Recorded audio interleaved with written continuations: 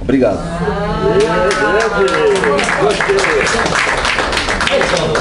Responder essa pergunta porque ela é muito.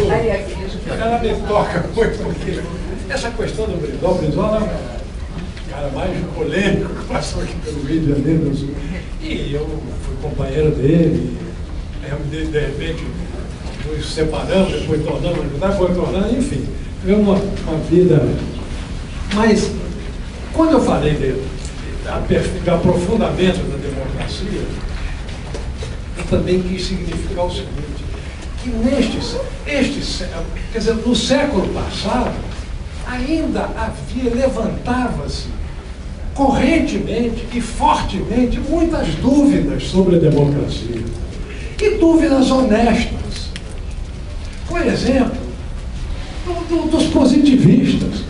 O positivismo foi uma grande corrente de pensamento político, especialmente forte no Brasil, fez a República, mas também no mundo, a ideia, quer dizer, o prestígio da ciência levou à ideia positivista de que quem tem o saber, quem tem a ciência, o positivismo era a filosofia da ciência, quem tem a ciência, quem tem o saber, sabe o que é bom.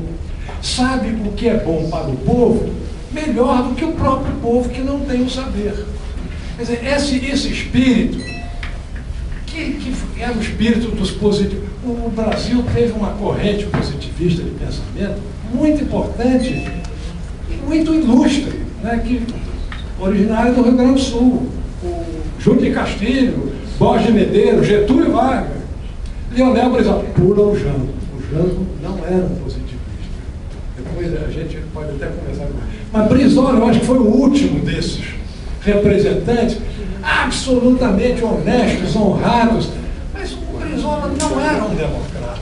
Como Getúlio Vargas, a meu ver, o maior estadista que esse nosso Brasil já teve, foi Getúlio Vargas, mas não era um democrata. Ele nunca se disse, nem o Brizola. O Brizola, no fundo, ele gostava de ouvir os companheiros, e disse, o Jorge sabe disso, conhece muito bem. Ele decidia, já tinha decisão. Agora, foi um grande líder? Foi. Ele realizou coisas formidáveis, inclusive o modelo de educação dos CIEPs e a própria visão que ele teve de chamar o Darcy. O Brizola foi um grande líder. Eu tenho uma admiração, porque convivi muito com ele, que muita gente não sabe porque eu divergi dele aqui e ali. Mas o fato é o seguinte, o Brizola foi um grande brasileiro, um grande líder político, mas ainda da escola positivista. E eu acho que a virada do século acabou isso. Quer dizer, na virada do século é a democracia, não tem o reconhecimento de que quem sabe o que é bom para o povo é o próprio povo. Não adianta querer ter mais saber do que o povo sobre aquilo que é melhor para o povo. E isso é fundamental para distinguir as coisas. Então eu queria agradecer a sua pergunta pela oportunidade que me dá de falar a admiração que eu tenho pela televisão, porque o Brasil é muito grande. Bom, vamos lá. Mas antes de passar, eu quero lembrar que aqui estão os livros do Dr. São Roberto Saturnino, nosso presidente do Instituto, e é uma contribuição do Instituto Casagrande, R$10 cada um. Quem quiser, o exemplar. Quem puder, né? Quem puder, claro. Quem puder contribuir. Agora. Bom, eu queria fazer 2 comentários e uma pergunta. Um comentário rápido até sobre a jornada de trabalho. Já acho que tem um fator importante também, é o bem-estar até do esporte. Porque hoje em dia a gente só trabalha e acaba que o bem-estar e a saúde pública perde muito, porque a pessoa não pode dar uma caminhada, fazer um esporte, e é muito mais barato você dar essas 2 horas do que a pessoa está trabalhando, né? E até uma brincadeira, a gente vai descobrir que os baianos tinham razão, né? Os baianos tinham razão porque a vida mansa, às vezes, também vale a pena, né? Tem sabedoria, né? Isso aí.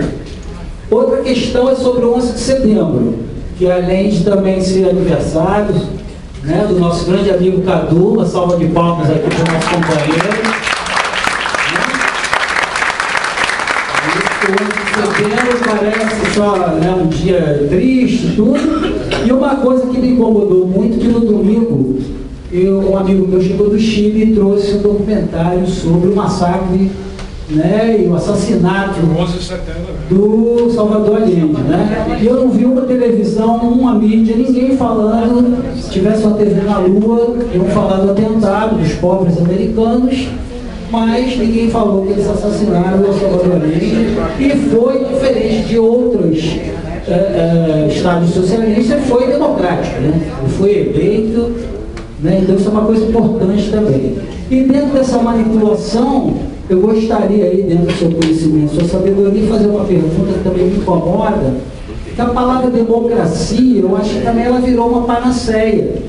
E se ela não se tornou uma testa de ferro do mercado, né, da semelhança parda. Porque hoje em dia vamos entrar com a democracia. E a democracia se torna um regime, um sistema de mercado para vender, né, quinquilharias, porcaritos e tudo mais para a população. Eu gostaria do seu comentário sobre isso. Mudar os três? Agora, Mário. Antônio, bom, parabéns aí pelo seu aniversário e pela palestra aí, muito esclarecedora. Agora, teria alguns pontos a destacar e até discordar em alguma questão, por exemplo, da paz, sou eu aqui. A questão da paz. Eu estava reconhecendo a voz, eu estava me procurando. Tudo bem. A questão teria duas questões aí, a nível regional, eu lembrar o seguinte, eu acho que a grande utopia agora dos cariocas e dos fluminenses é se desfazer da proposta atual de privatização da área de saúde, privatização da educação, que é defendida aí pelos, eu acho que são algozes do povo fluminense, do povo carioca, o Eduardo Paes e o Sérgio Cabral. Então essa aqui é uma utopia que seria de toda. Agora, deixando a questão regional, eu acho que nós estamos vivendo um momento aqui a nível internacional bem sintomático e bem... Eu discordaria nesse sentido de você, Fabinho. Eu acho que o momento não é de otimismo, mas de pessimismo. Voltei recentemente de uma incursão aí que a gente faria na Líbia. Eu acho que a Líbia, independente de Gaddafi, está vivendo um processo de retrocesso a uma questão colonial, certo? Não vamos entrar em detalhes se o Gaddafi é isso, aquilo. Agora, a questão da Líbia diz respeito a todos nós, não pela Líbia, mas porque é um país que está sendo dizimado praticamente, que vai virar uma potência da OTAN. Como disse o Zé Luiz Fiore, será o primeiro protetorado da OTAN, que é a organização que a gente chama de Organização Terrorista do Atlântico Norte, lá na África. Essa aqui é a grande realidade. Então, como a gente, nesse momento, tem a riqueza do pré-sal, nós somos também ameaça. Podemos sofrer ameaça. Por quê? Porque basta ter um governo que não aceite imposições, não aceite outras coisas, pode sofrer ameaça. Essa é a grande realidade dos dias atuais. E não apenas nos Estados Unidos, mas a França, a Itália, a Espanha, o Reino Unido, enfim, todos esses países europeus, que isso aqui o mundo não está, lamentavelmente, está mais distante da paz do que na época da Guerra Fria. Na época da Guerra Fria não tinha o medo do outro. E até uma pergunta que eu falei, se o Gaddafi tivesse a bomba atômica, eu não sei se os caras fariam isso que estão fazendo hoje. Tem minhas dúvidas. Mas, então, só esse alerta. O mundo hoje vive um momento de retrocesso. Então, a pergunta que eu faço, como nós temos que reagir a esse momento tão grave, que eu refuto uma gravidade muito grande, de um retrocesso em que um continente, a África, está voltando, através dos países industrializados, volta a uma etapa que era do século XIX. Né? Então, esse aqui é um retrocesso sem tamanho. Como é que você vê essa questão? Bom, já foi rodada. É com o senhor. Bem, a sua questão, quer dizer, eu acho que exatamente é uma das utopias que eu acho que está em processo de realização, e eu acredito num avanço bastante significativo durante esse século, é exatamente no aperfeiçoamento da democracia, de forma a democratizar a própria democracia e livrá-la dos condicionamentos do capital. Essa é a verdade, do capital através da mídia, através do marketismo e tudo mais. Quer dizer, deixar que a população se liberte desse tipo de influência e, através da convivência, da participação política e do debate político e da intensificação do debate político, que esclareça as motivações de cada tipo de interesse, que as nações irão conseguindo sobrepujar esse domínio do capital que efetivamente existe e, através das manipulações de marketing, condicionam as populações. Mas isso é que eu digo, é uma utopia. O que é uma utopia? Uma coisa difícil de ser realizada, mas, para mim, crível. Quer dizer, eu acredito que no curso deste século, o aprofundamento e o processo de democratização da democracia e de participação popular vai reduzindo progressivamente este tipo de manipulação que hoje domina completamente através dos mercados. Agora, que o mercado tenha que... Eu acredito que o mercado tem uma função importante de mostrar as preferências, que o burocrata, o tecnocrata do Ministério do Planejamento não sente, nem tem por que respeitar. Então é preciso que a própria participação popular se manifeste através do mercado, mostrando as preferências e as tendências. Então, a fórmula de conciliação do mercado com o interesse do povo em geral é precisamente a democracia participativa. Quer dizer, é a forma de... E a economia mista, onde o Estado presente faça, enfim, atenda as principais reivindicações da preferência popular. Mas acho que é muito pertinente a sua preocupação, e o nosso esforço é isso, é de não só ficar falando em democracia. A democracia, a meu juízo, acho que isso é um juízo, isso é que eu digo, acho que esse juízo, na minha visão, ele predominou no mundo inteiro.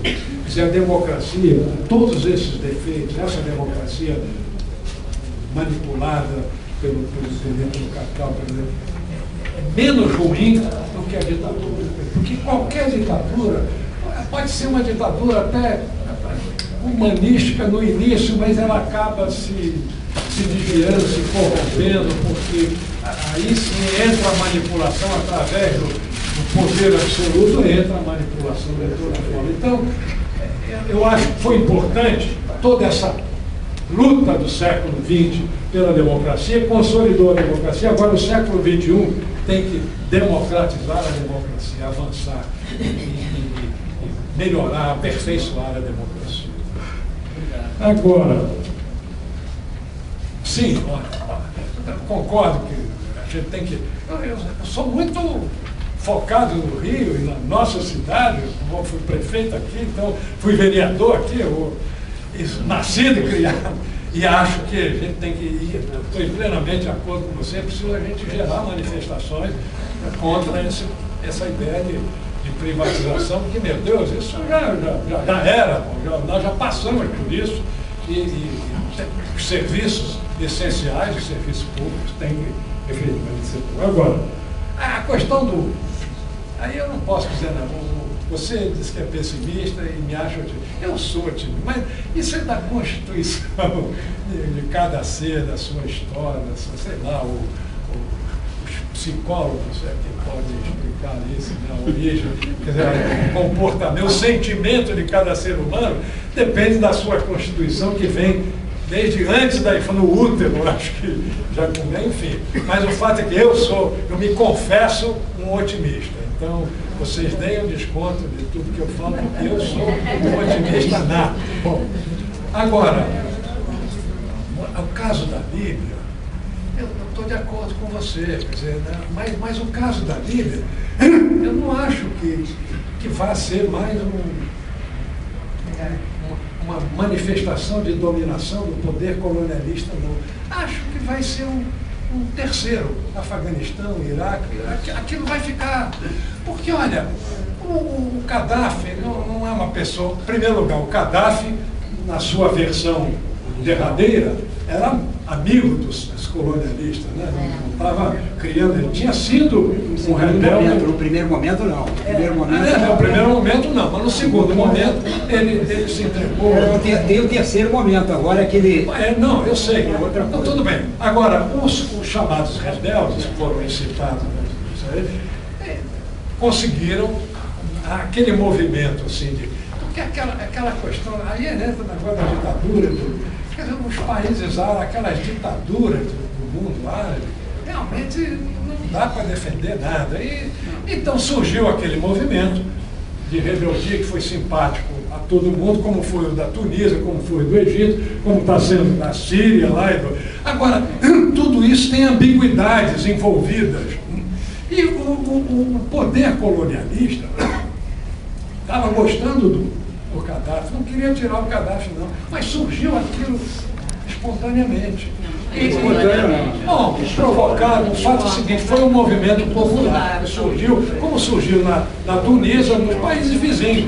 Qual é o país vizinho? É a Tunísia de um lado e o Egito do outro. Claro que aquilo tinha que contaminar a Líbia. Surgiu, aí é que o poder colonialista deve ter calculado, os assessores devem ter calculado, esse Gaddafi ele é nosso amigo, mas ele vai acabar. O Berlusconi, inclusive. E isso vai, depois de uma guerra que vai desorganizar a produção petrolífera, nós vamos ficar prejudicados com isso. Não interessa essa guerra civil na Líbia, e o Gaddafi, se a gente entrar com o poderio da OTAN, o Gaddafi não dura 2 semanas. E eles erraram, porque a resistência do Gaddafi foi muito maior do que qualquer cálculo de assessor tenha sido feito naquele momento. Rebelde não existe sem OTAN. Mas a OTAN com todo o poderio, né? O poderio aéreo mais eficaz do mundo, e naval também, e consultores, chamados consultores de terra também lá, quer dizer, houve interferência militar.